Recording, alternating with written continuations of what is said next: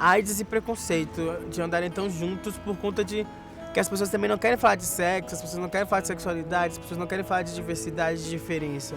E não tem como se furtar esse debate nesse mundo hoje, em que você vive numa cidade como São Paulo, em que tudo tá aqui, você vê, as pessoas existem e elas querem viver sua vida e ter acesso ao seu direito, participar das decisões, é o que eu acredito, sabe?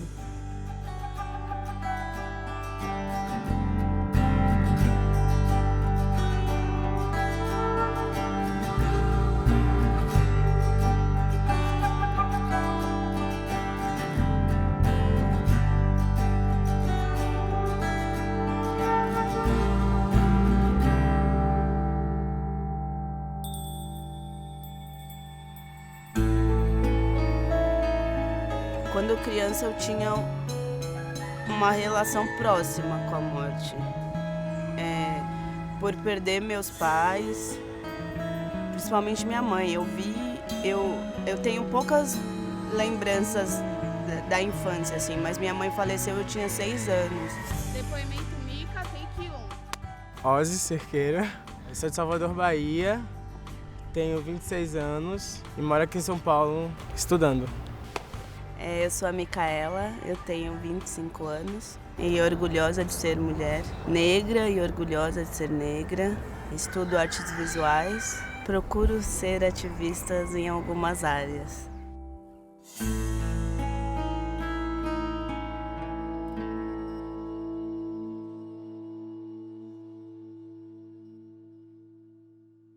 Descobri o HIV, eu tinha ia fazer 21 anos, 20 para 21 anos. E, enfim, um ex-parceiro meu adoeceu e uns amigos dele me contaram, ó, a causa é HIV, e aí eu fui fazer exame. Aí fiz, demorou mais ou menos 15 dias para receber, depois tive que fazer o confirmatório e demorou mais ou menos uma semana. Eu não sei qual a primeira lembrança que eu tenho do HIV, assim. Não tenho registro de uma, eu tenho registros, assim, eu me lembro que quando eu morava com a minha mãe e ela começou a ficar doente, a gente foi morar com uma tia minha, talvez essas são as primeiras lembranças, mas eu ainda não sabia o que era o HIV, eu só sabia que minha mãe estava doente, que minha mãe em um mês ficou muito magra e minha mãe morreu. E logo depois, eu e o meu irmão mais novo indo morar num abrigo para pessoas com HIV.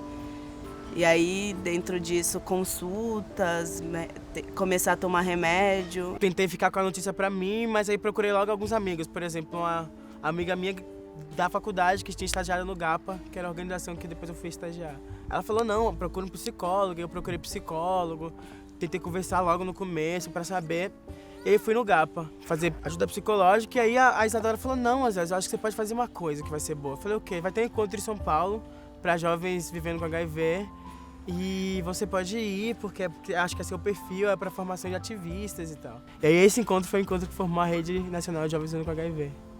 E depois de perder minha mãe, que foi até estranho, mas que foi para iniciar as perdas mesmo na minha vida, eu perdi amigos da casa de apoio que estavam lá do meu lado e no outro dia não tava, que ficavam doentes e ia para o hospital. Então, e o quanto que a morte, que eu senti a morte presente em mim, assim, e pelo fato de ter HIV, por todas as circunstâncias e exemplos que eu tinha, então para mim era isso, qualquer dia eu vou morrer.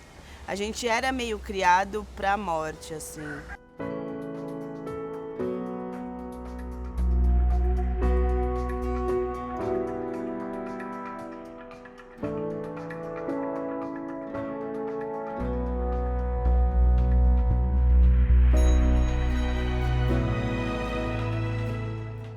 Acabou que eu descobri ao mesmo tempo a AIDS, mas ao mesmo tempo que eu podia fazer ativismo com a AIDS. E aí voltei e comecei a trabalhar na ONG como voluntário no GAPA.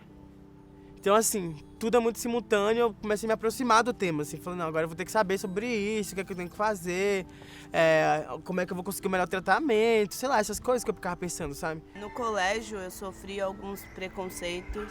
Entrou um grupo novo na escola e esse grupo era de uma casa de apoio e ficava na esquina da escola e as crianças perguntavam o que você tem, para que você toma remédio.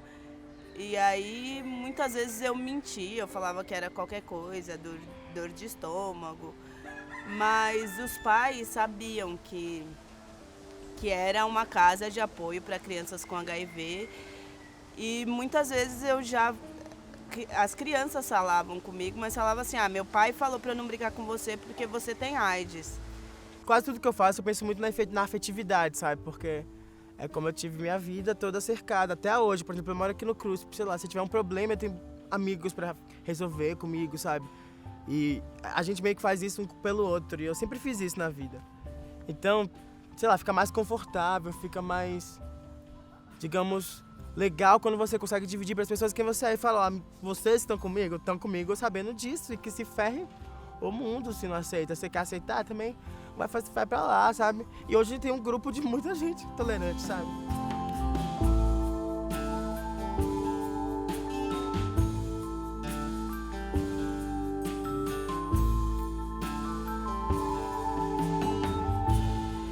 Eu iniciei a tomar o medicamento com 6 anos, então era uma coisa que eu não tinha muita...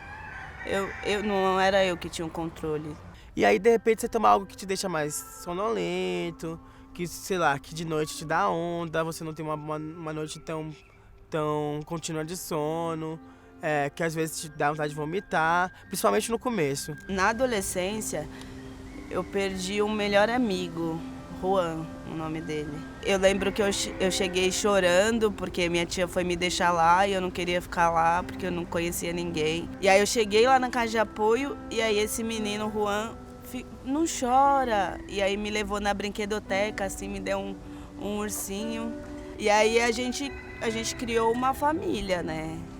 Você nasce, você mora uma vida com uma pessoa. Só que aí, quando eu tinha 15 anos, o Juan faleceu.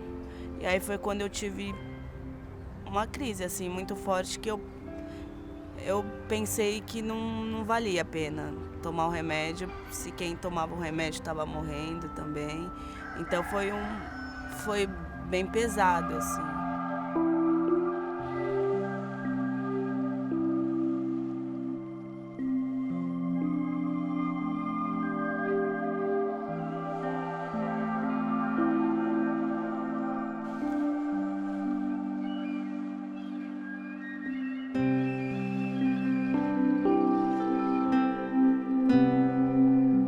HIV não pode ser medicamento e pronto, se o esquema tá dando certo, sabe?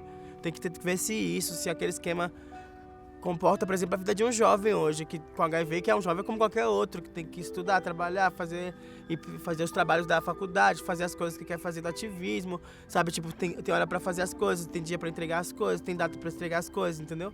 Eu vejo que deve existir várias questões para a dificuldade em aderir o tratamento. O ideal é que você consiga seguir tudo o que você estava fazendo como antes, que você tenha plenamente a capacidade de aproveitar todas as habilidades que você tenha antes disso e viver sua vida.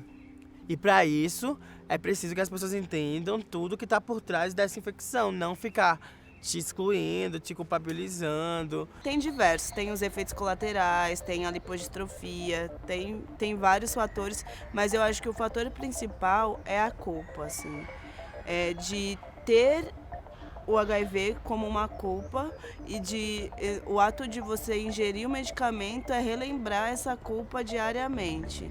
Se você é jovem, você vem dessa história, você tem que buscar o porquê de que você se infectou e não fazendo discurso da culpa, né? Que é esse discurso da sociedade, de que a culpa, o que você fez. E fazer discurso não, onde é que está a falha da política pública, onde é que está a falha do governo, onde é que está a falha daquilo que de estrutura deveria estar e não está, entendeu?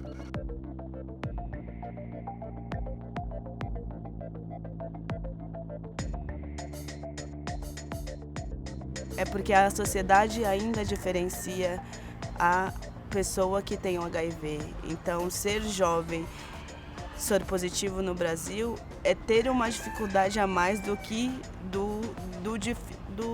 da dificuldade maior que é ser jovem. O preconceito, a discriminação, faz com que o jovem tenha muito mais problemas na vida e de resposta ao tratamento, de questões mais de saúde, mas essa questão da violação mesmo, de se sentir violado por ser uma coisa que as pessoas discriminam, eu acho mais complicado.